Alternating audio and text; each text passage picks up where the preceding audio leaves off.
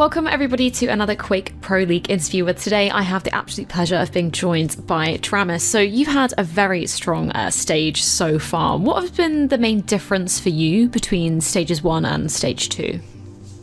I'd say stage 1, I had a little bit of a slow start. I had some things going on, some personal issues that were causing me to, I guess, mess up a little bit on like my map picks, just little things that I know I can do better. But stage 2, I came in a lot more focused after losing in Italy. Like, I wasn't happy with how I played there. So going into stage 2, I didn't have a job anymore, so I was solely focused on Quake, and I think that's had a big impact on how much I've improved. Yeah, 100%. I mean, kind of speaking of the time you have to sort of practice and prepare right now, what are your kind of focuses on coming into a matchup each week? I take each match, I guess, the same as far as like what I'll do to prepare, because each player is different, and you got to play the player, not like you can't just go into it just expecting somebody to do one thing that you're used to seeing them do. You got to expect like versatility from everybody, and I've just worked on not underestimating anybody, so I think that's helped a lot. Yeah, 100%. I mean, in the Americas, it's kind of hard to argue that Rafa and Zahang aren't the leaders of the pack. What are your kind of views on the current state of the Americas in QPL? I'd agree completely with that. Rafa's definitely at the top. Like, anybody who's playing, he's just dominating. There's a few people who can like take a map, but again, like, he gave me my map choice. So I mean, it's kind of hard to say. But yeah, Zahang's definitely number 2. So going into it, I think he doesn't practice as much. So I think that's somebody that like is passable if you're gonna keep putting in the work. But Rafa is always putting in the work and changing his game. So I definitely agree with that. It's like Rafa to Hang, you're trying to just be number 3. Yeah, I mean, that's kind of that's really interesting. Like, do you feel there's any particular players that could be in contention to sort of knock them off those top spots?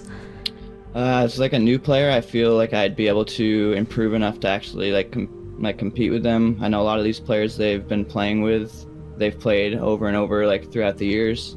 So I'm like one of the newer players, and they're not used to seeing what I do or what I can do. And I think I still have like a lot of room to grow. Yeah, definitely. I mean, there's currently 2 names etched onto that championship belt. What would it mean for you to be the 3rd name on there? That would be everything for me. I've been competing in other games before this, and I've always wanted to just win an event. To be able to hold that belt up and actually have my name in it, like throughout history, that'd be amazing. Now, coming into Poland, how do you feel your chances kind of fare there? Are there any players that you'd like to face on LAN, especially from the EU and CIS regions? As far as the LAN goes, I think I'm going to be pretty prepared. This is the most preparation I'm going to have going into any tournament because of all the time I've had, and then leading up to it, I'm going to be able to go to boot camp for the first time for a LAN tournament. And I think as far as the European players go, I'd like a rematch with Kilson, and then probably Wenger as well, because they're both just very high octane players, and I just like to battle it out with them. I'd like a rematch, so. Yeah, for sure. I mean, that's kind of interesting. You mentioned the boot camp there. What is the kind of situation with that? Where are you going to be doing that? So I'm going to boot camp in Wrocław with Saigib, Nasva, and I think Avek. And so we'll be down there for 10 days prior to the tournament. So obviously, speaking of Saigib, you're going to be coming up against him this week, and he has an almost identical story to yourself. What's your kind of thought process coming into this game? I definitely don't take Saigib lightly. He's definitely got very good aim, and that's something I think he like relies on a lot. So I'm going to go into it trying to, like, I guess make him miss a lot so I can get into his head.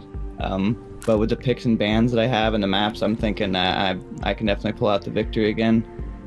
But definitely not taking him lightly. Well, I'm definitely so excited to see that game. Thank you so much for taking the time to join me today, and good luck in this week's game. Yeah, you're welcome, and thank you.